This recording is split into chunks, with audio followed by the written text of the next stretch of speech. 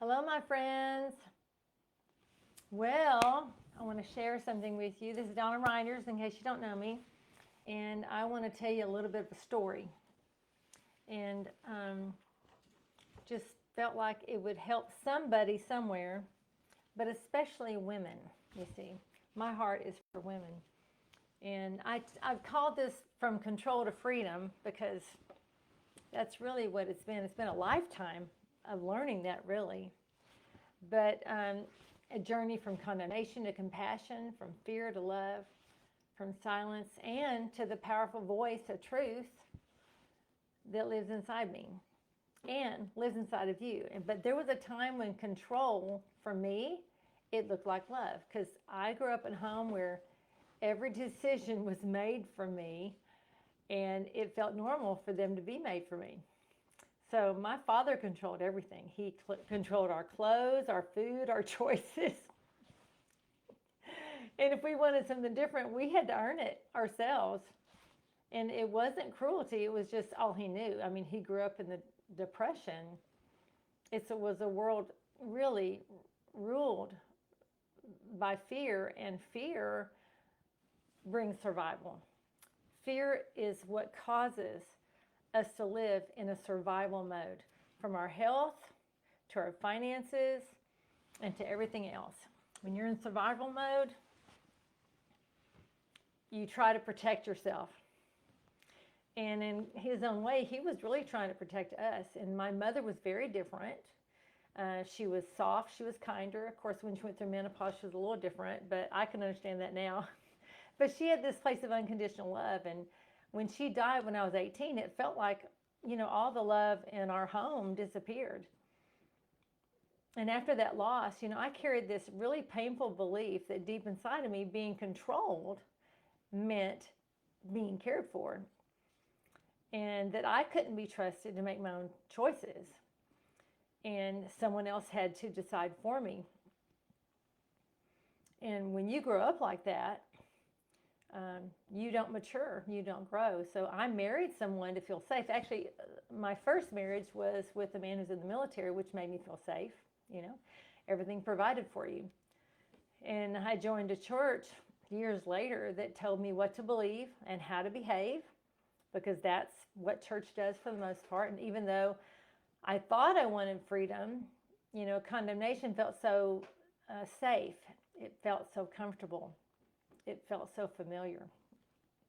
It felt like home, because it was what I'd always known. And fear and love, so intertwined, I couldn't really tell them apart. And so when I was 30, really it started a little bit before that, journey before that, but when I was 30, I really had come to the end of myself. And I remember standing in front of the mirror saying, I don't know who you are, and I don't know what you're going to do, but I give my life to you, and I just ask that you would fill me, because I feel dead inside.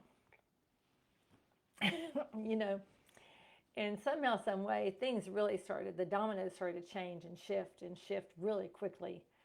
And definitely things were taken out of my control. And that's what I needed, because I needed a shift. I needed a change. And it's like, the revelation of knowing so when that took place and all these different factors started to happen, I lost my job.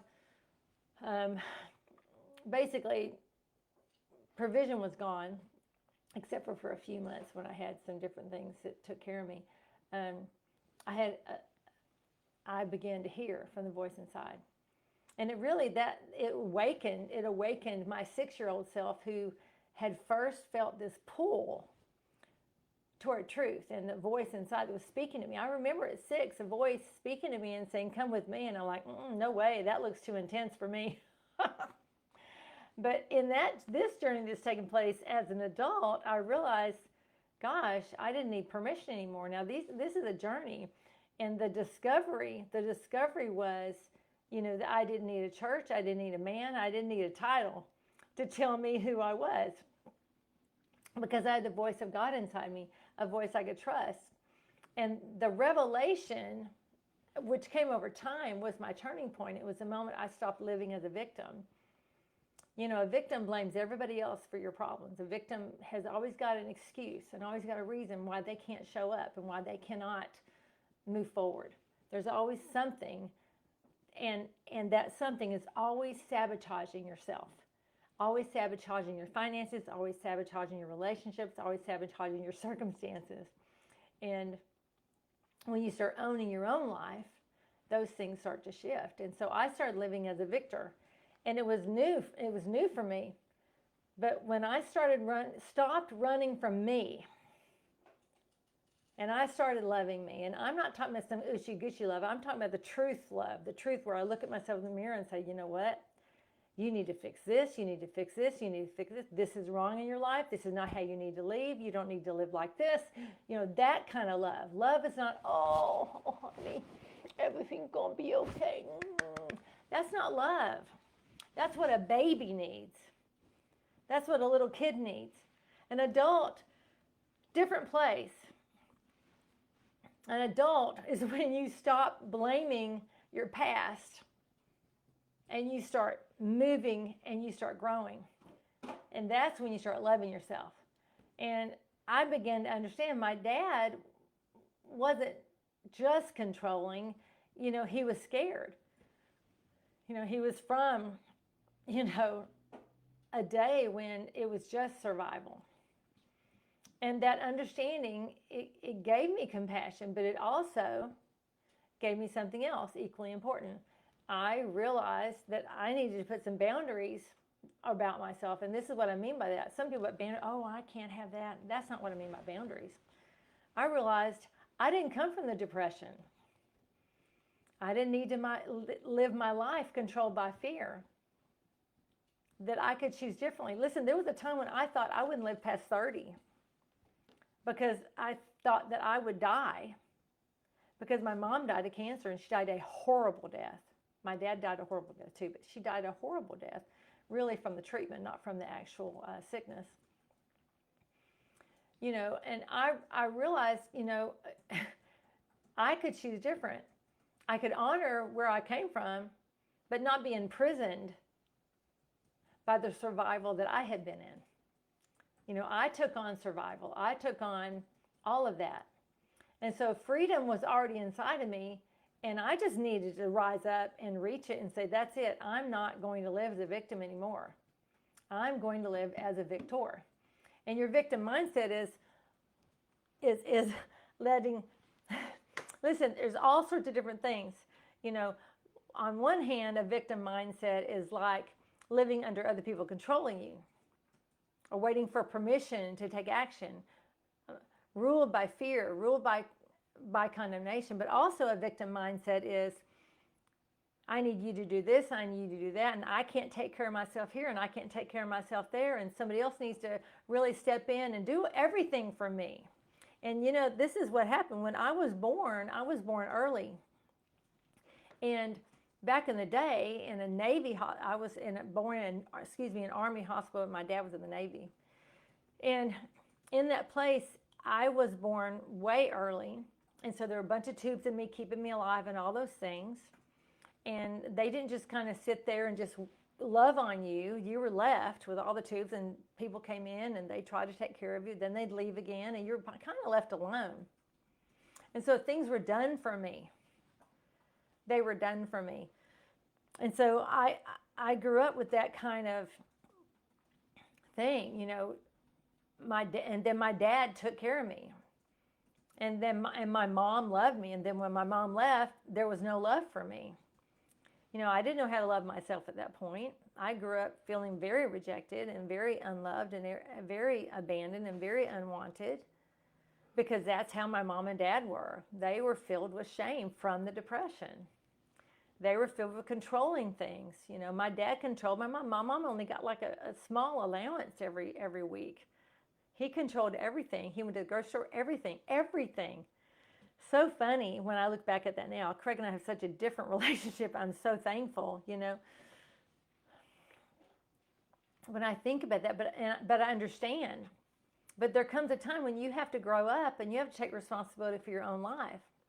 You know, I watched my sister Marianne, bless her heart, she's passed away now, but I watched her. She was married to someone very similar to my dad who did everything. And she was a writer, he was a writer, but he did not want her working. He wanted her to be under his thumb, do whatever whatever he wanted her to do.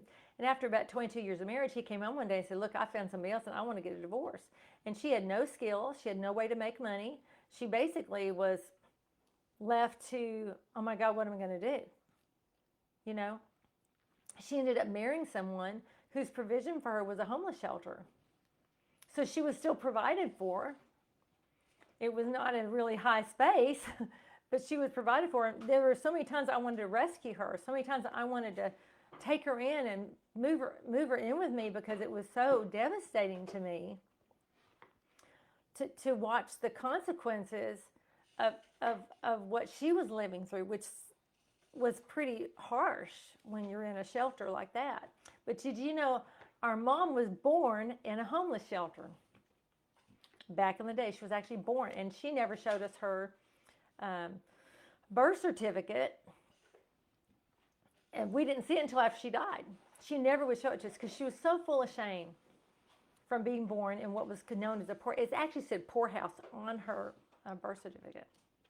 So when I saw it, it's like you over time, you understand, you get it, and like I don't blame my mom and dad anymore for my being ill-equipped.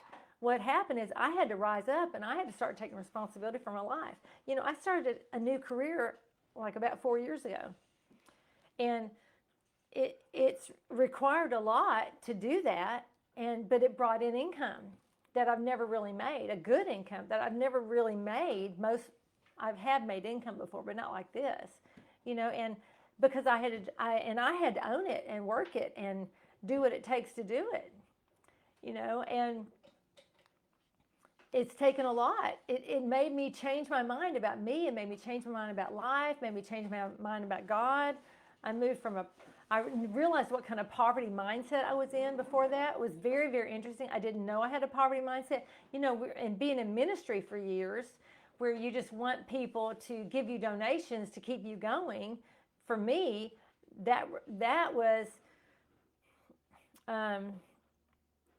it's like without the donations, we wouldn't make it, kind of thing, when you're in that kind of situation. And being at a church and being called to be in ministry, it's like that's what I saw. I saw, you know, every weekend, you know, got to have those donations come in because there's bills to pay, right?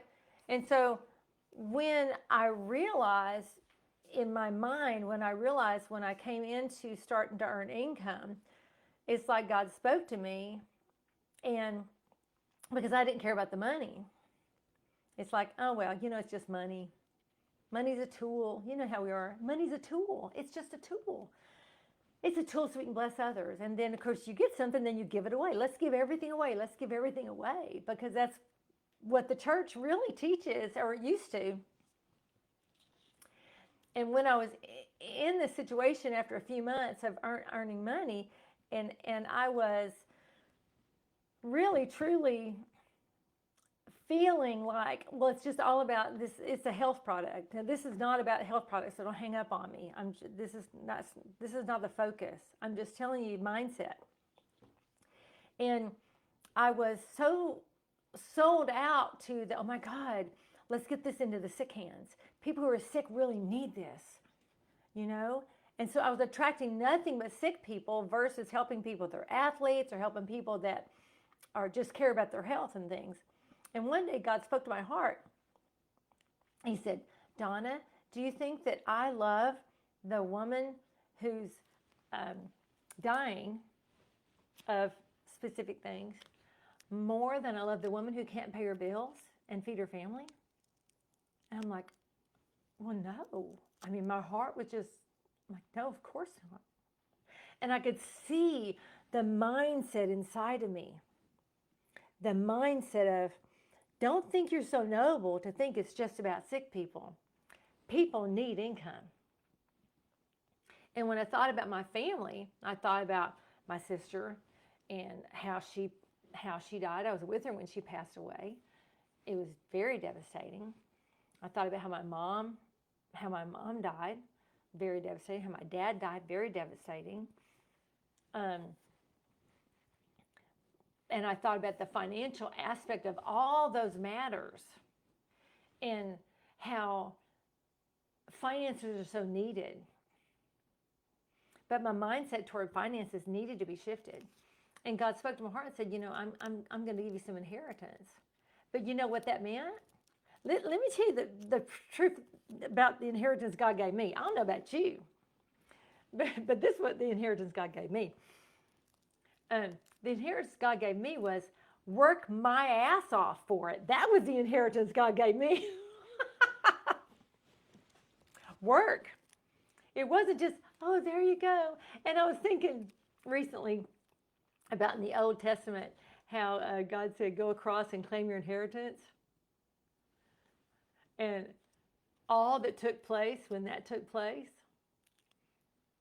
If you're not familiar, you can private message me and I'll tell you about it. But those of you who are Bible thumpers, you know what I'm saying. There was a lot of things that took place in order for them to have that land. Well, God was showing me, look, Donna, you want the land? You need to work for it. You want the land? You need to be inconvenienced. You want the land? You want income? You get to be disciplined. You need to stop your excuses. And you need to get your butt up and you need to get moving. And that was the best thing that could happen to me. And had I chosen not to, we would not have been able to help some of the people we've been able to help. It wouldn't have taken place. God would have probably come another different way, but that was really set for me. That was set for me to shift me, and it shifted our health. It shifted so many people's health. It's just incredible. But really, the main thing, his focus to me was the finances. That was his focus. And he was trying to get into me and any poverty mindset I had in my mind. Not just poverty about finances, but that's a big one. It's a big one. And I know, I've known people that had all the money in the world and they were still poverty minded. And I've known people that had hardly any money and they weren't poverty minded at all. So it isn't always about the money, but money's part of it. If you can't pay your bills, you got to get a job. If you can't eat, you need to work. The word even says if you don't work, you don't eat. There's a reason for that. And so my point is, through all those years of being taken care of, and then when I met Craig, honestly, I was very ill. I didn't really know, but I had anorexia that I didn't really know that I had anorexia. And I've had a long healing journey, I really have.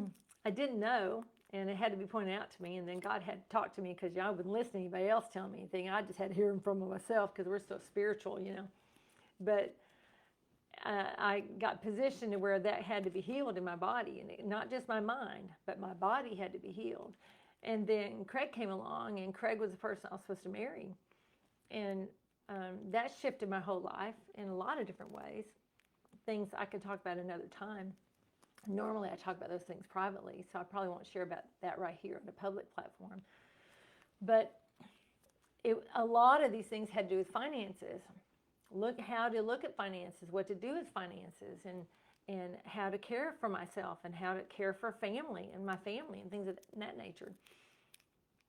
And so moving forward, again, we're talking about having a victim mindset versus having a victor mindset, a victorious mindset. You have to be awakened. And sometimes, honestly,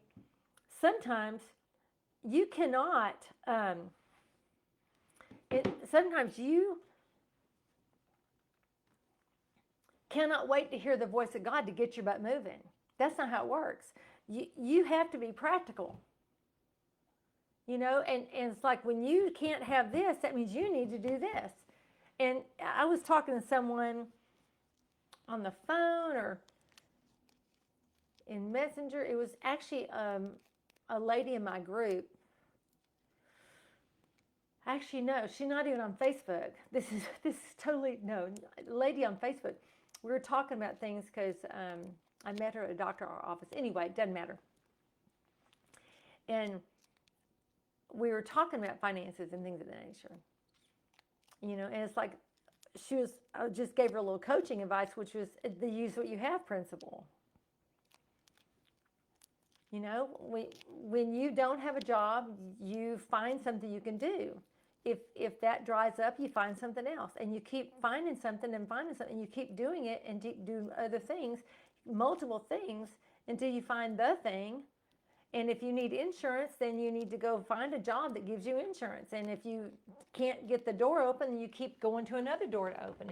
And you go every single day, 5 hours a day, 8 hours a day, looking for a job until you find a job, because your job, when you don't have a job, is to find a job.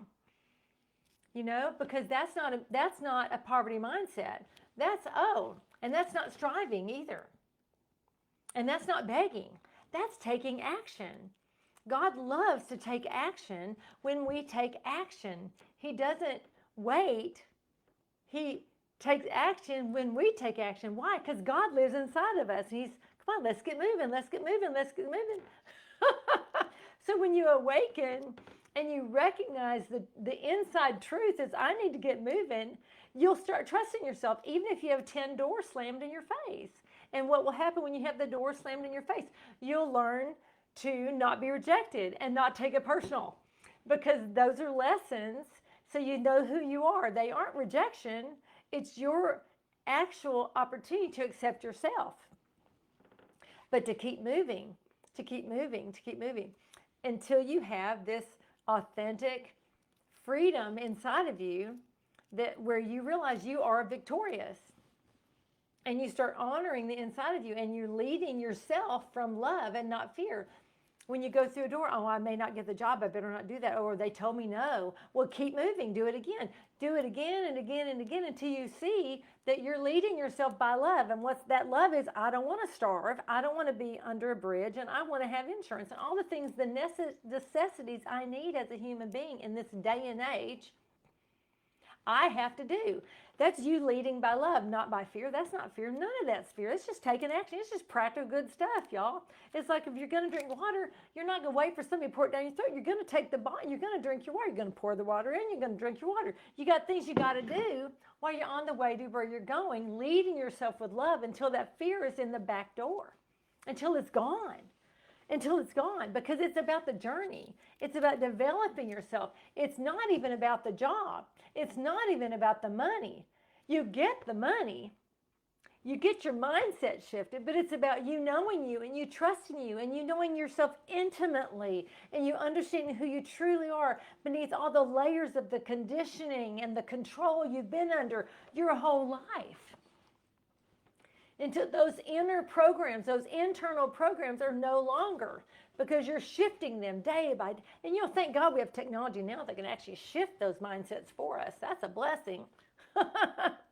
As you learn to love yourself unconditionally, you start embracing every part of your story, including the wounds that shaped you, until you're not paying attention to the wounds that shaped you, because they no longer shape you. Because as you start trusting yourself and you make enough mistakes to be able to keep trusting yourself, because eventually you get on the other side of those mistakes, you get on the other side of the mess, and you become the message. And you start really seeing, by that point in time, you're recognizing that you've given yourself the permission to be powerful. And it's a transformation. It's not about rejecting everything from your past. It's about understanding that the fear-based patterns you inherited don't have to define you anymore. Because when you keep giving yourself excuse after excuse after excuse not to show up, then that you are defining your future. And you can have compassion for yourself, but you can still get your butt up and do what you got to do. Have compassion for those who controlled you. And basically, my dad was really crippling us. He crippled us by us not being able to make decisions from an early age. The law way, my way is the law way, that's you crippling your children. Crippling them. Give them choices. Give them good choices. If you don't want them to have a candy bar, then tell them, hey, you can have an apple or an orange. But give them choices so they can learn to be independent.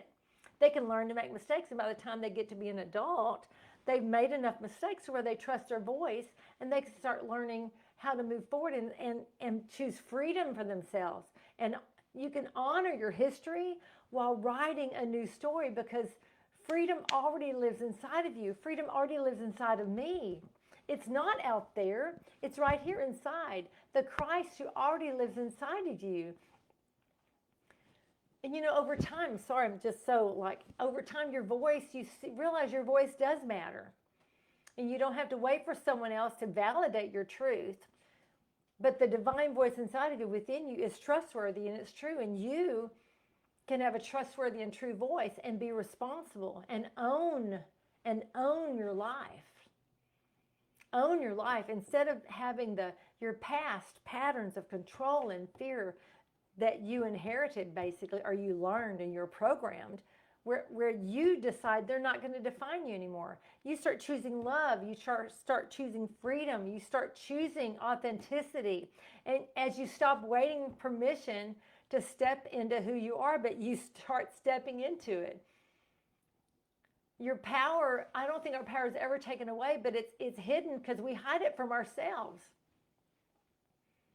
And it's choosing to grow up. It's choosing to mature. It's choosing from going from control to freedom. It's a sacred work. Why? Because it's inside of you. It requires courage to look at the patterns that shaped you. It requires compassion to understand why they exist. And it requires strength to choose differently. But this is a pathway to wholeness. Moving from condemnation to grace, from fear to love, from being a victim to being a victor.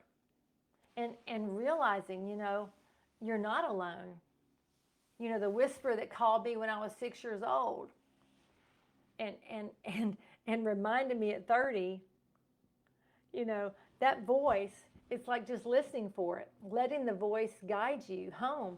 It's not home, it's guiding it to yourself, guiding it to you. Because the freedom you're searching for isn't out there. The freedom's inside. And so I just want to encourage you today, if I can grow up under my way or the highway, and I can grow up completely just knowing nothing but being controlled. And it has been a lifetime. I'm telling you, it's been a lifetime to learn how to be a different person. And I still have issues. Oh my God, don't we all? Don't tell me you got them all solved. I don't care if you're 80. I guarantee there's something you'll have to face. I talked with someone recently who's been 10 years clear of fast-growing cells. And I could feel inside of me, oh my goodness, the journey that they've been on as they faced themselves to get on the other side of that. And there's other things happening in their world that could be devastating, but they're moving forward. They're moving into joy. They're making new decisions. They're in a place almost of devastation, but I don't sense devastation. I sense someone who's like, hey, I'm in a good place. That's an attitude instead of, oh my God. That's not this person's attitude at all. Matter of fact, I sense they're excited about life. Even though they're in a place of like, wow, what now? Because they're owning their life. They're owning their life. Some people get forced to own their life. I know someone that had to make some real solid choices regarding a situation they were in. And to the religious world, it could seem strange, but if you knew the context, you're like, oh yeah, you need to get out of that, because it was honoring not just herself, but honoring her children, honoring her bloodline, honoring truth, honoring the God who lived inside of her. But now this person is learning a new life. owning herself, owning her land, positioning herself to buy land. I mean, she just not allowing her past to define her future, not making excuses. There are times when I talk with her, I'm thinking, wow. There are times when she's tired. There's times when I think maybe she should be in bed. And she's like, oh no, I'm fine. I'm good. Why? Because she's honoring herself and honoring the future she wants over these things that could trouble her and cause her to pause and sabotage her work and sabotage what's bringing her inheritance. It's so practical. God is so much more practical than we think. He's not just some spiritual high in the sky, because he's not high in the sky. He's living inside of us. And he's living and moving and breathing inside of us, helping us, moving us forward. So I used to feel control, but I don't anymore. I used to feel like I had to give everything away. I don't anymore. I used to feel like I had to sell everything and then give the money away. I don't anymore. I don't feel like I have to only help sick people. I don't anymore. I used to feel like, it's been a long time, mind you. I'm thinking about these are things these are a long time ago. But still, it's relevant to someone, or it wouldn't be so deep inside my heart. I used to think I would die before I was 30. Well, I don't anymore. I'm 62. I used to think I didn't deserve anything that came my way, but I don't feel like that anymore. It's not because I think I'm all that in a bag of chips, but I'm a good receiver now. I used to just want to give, but I also receive. I still give. I love gifts. You saw it.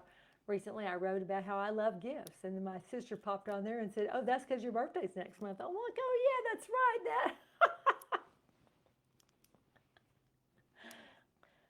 I used to have these patterns that ruled me internally and kept me in torment and paranoia and fear and scarcity and lack. But I don't anymore. And that required new decisions along the way. It required me stepping out of my comfort zone continually until I was doing things I didn't want to do on the way to where I was going, so that I could have the things I knew were mine that I'd always denied myself in the past. And now I can be a giver. I can't always give, but I give what I can, when I can, how I can. Because in giving, there's a satisfaction along with a belief system inside of me of trusting my voice that got me to a place where I could not only give but receive. It's an exchanged life. To love and to be loved, to give and to be given to. And all of that required work, hard work. And it still does. And I'll tell you, I want to retire, but I don't want to retire to do nothing. I don't want to, I was talking to Craig recently. I'm like, I don't want to wake up in the morning and watch soap operas and eat bonbons. I'll always want to be active, mobile, and helping humanity in what God has called me to help humanity with. And for me, right now, God's called me to help folks in this world called the quantum world, which is basically the unseen world, which is basically we're all inside of God and God is inside of all of us. There are lots of more scientific words for it, but it's more than just an observer. It's the observer that made everything. It's from the observation deck, you know. Anyway, I bless you. I pray that I encourage somebody somewhere, somehow. And if you are a woman and you are looking to transform your emotions so that you are responding instead of reacting, and you want to move past the pressure and let the pressure work for you instead of you working under pressure, join us. This month we have a free workshop. We have a free workshop just about every month, and you just have to go to transformyouraemotions.com to find out the dates. And you can always message me, Donna Reiners, and we can talk about it. Set up an appointment to have a conversation to see if it's a good fit for you to attend the workshop and see how I can help and serve you in the workshop or in a coaching relationship. So anyway, I bless you. I love you. Know that God is good, and that goodness lives inside of you, and this is the land that you're living in, and it's the goodness of God that's there. So I bless you. This is Donna. Until soon. Bye.